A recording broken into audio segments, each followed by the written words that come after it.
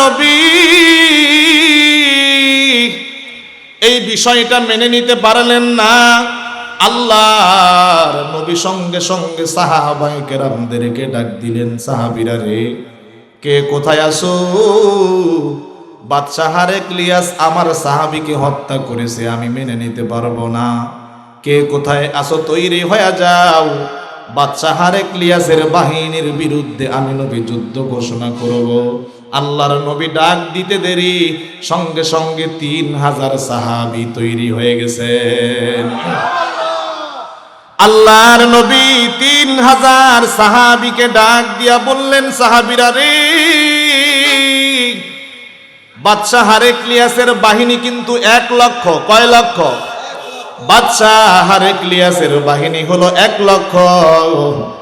এই সাহাবীরা তোমরা তো কেবল মাত্র 3000।